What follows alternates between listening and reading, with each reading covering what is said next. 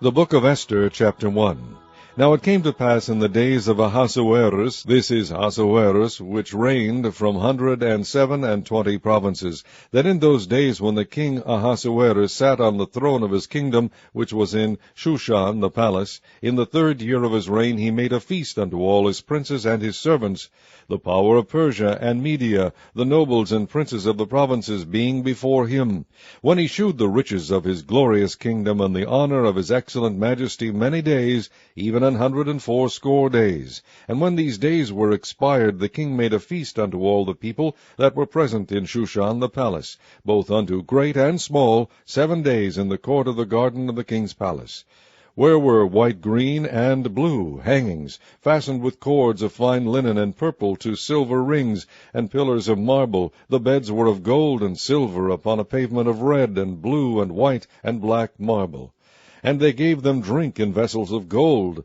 the vessels being diverse one from another, and royal wine in abundance, according to the state of the king. And the drinking was according to the law. None did compel, for so the king had appointed to all the officers of his house, that they should do according to every man's pleasure. Also Vashti the queen made a feast for the women in the royal house, which belonged to King Ahasuerus. On the 7th day, when the heart of the king was merry with wine, he commanded Mehumans, Vizsla, Harbona, Bieksa, and Ibaka, Zethar, and Carcass, the 7 chamberlains that served in the presence of Ahasuerus the king, to bring Vashti the queen before the king with the crown royal, to shew the people and the princes her beauty, for she was fair to look on. But the queen Vashti refused to come at the king's commandment by his chamberlains. Therefore was the king very wroth, and his anger burned in him. Then the king said to the wise men which knew the times, for so was the king's manner toward all that knew law and judgment, and the next unto him was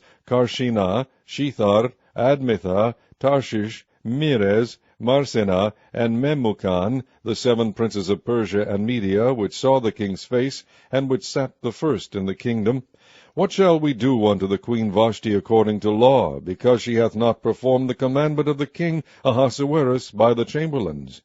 And Memo Khan answered before the king and the princes, Vashti the queen hath not done wrong to the king only, but also to all the princes, and to all the people that are in all the provinces of the king Ahasuerus. For this deed of the queen shall come abroad unto all women, so that they shall despise their husbands in their eyes, when it shall be reported. The king Ahasuerus commanded Vashti the queen to be brought in before him, but she came not.